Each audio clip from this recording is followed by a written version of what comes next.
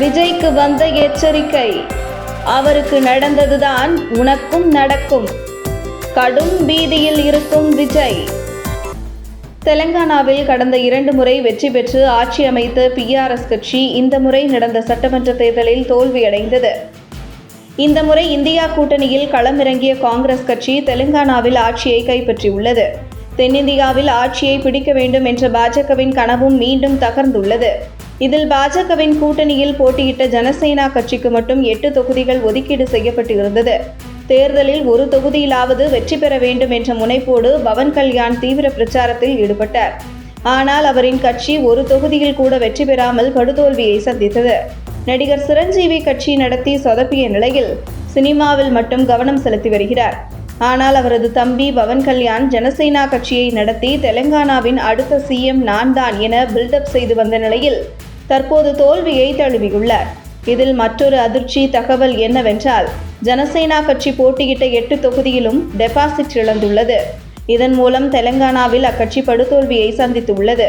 பெரும்பாலான தொகுதிகளில் அக்கட்சிக்கு இணையாக நோட்டாவுக்கும் வாக்குகள் பதிவாகியிருந்தது குறிப்பிடத்தக்கது. மேலும் பவன் கல்யாண் சினிமாவில் ஜெயித்தது போல அரசியலிலும் ஜெயித்து விடலாம் என நினைத்தது எல்லாம் சரிதான் என்றும், ஆனால் தென்னிந்தியாவில் பாஜகவுடன் கூட்டணி வைத்து தான் தப்பு செய்துவிட்டார் என அரசியல் விமர்சகர்கள் கருத்து தெரிவித்து வருகிறார்கள். இந்த நிலையில் தமிழ் சினிமாவின் உச்ச நட்சத்திரம் அந்தஸ்தை பெற்றுள்ள விஜயின் கவனம் அரசியலை நோக்கி திரும்பியுள்ளது. அதை உறுதிப்படுத்தும் வகையில் அவரது செயல்பாடுகள் இருப்பதை பார்க்கவும் முடிகிறது. நிர்வாகிகள் சந்திப்பு மட்டுமின்றி வாக்காளர்கள் விபரம் சேகரிப்பு, நலத்திட்ட உதவிகள், மாணவர்களுக்கு பாராட்டு, பயிலகம் வரிசையில் நூலகங்களையும் தொடங்கியுள்ளது விஜய் மக்கள் இயக்கம். இவை அனைத்திலும் 234 தொகுதிகளையும் குறிவைத்து களமிறங்கியுள்ளதாக அரசியல் நோக்கர்கள் சொல்கிறார்கள். இந்த நிலையில் சினிமாவிலிருந்து அரசியலில் குதித்த பவன் கல்யாணின் தோல்வி அரசியல் ரீதியாக நடிகர் விஜய்க்கு பெரிய பாடமாக மாறியுள்ளது. பொதுவாக தெலுங்கு சினிமா ரசிகர்கள் தமிழர்களை விட அதிக ஈடுபாடு கொண்டவர்கள். அதிலும் பவன் கல்யாணுக்கு அதிக ரசிகர்கள் உள்ளனர். ஆனால் அப்படிப்பட்ட பவன் கல்யாணுக்கே அரசியல் ரீதியாக பெரிய தோல்வி ஏற்பட்டு உள்ளது. ஆந்திரா, தெலங்கானாவில் நீண்ட காலமாக அரசியல் செய்து வந்தும் கூட டெபாசிட் பெறக்கூடிய அளவிற்கு கூட பவன் கல்யாண் வெற்றி பெற முடியாதது பெரிய அரசியல் மெசேஜ்.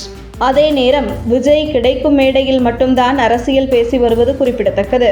கூட்டணி வைத்தாலும் நடிகர்கள் வெல்வது இனி கடினம் என்பதை பவன் கல்யாணின் பாஜக கூட்டணி தோல்வி காட்டியுள்ளது. ஏற்கனவே நடிகர் கமல்ஹாசன் லோக்சபா தேர்தலில் அவர் தெற்கு கோவை தொகுதியை தவிர மற்ற எல்லா இடங்களிலும் டெபாசிட் இழந்தார். அப்படி இருக்க விஜய் அரசியலுக்கு வருவது சரியான முடிவாக இருக்காது.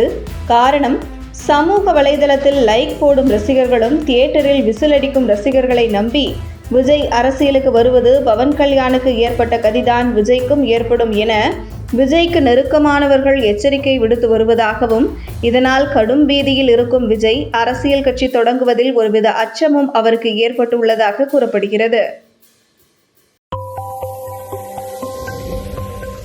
உங்கள் தின சேவல்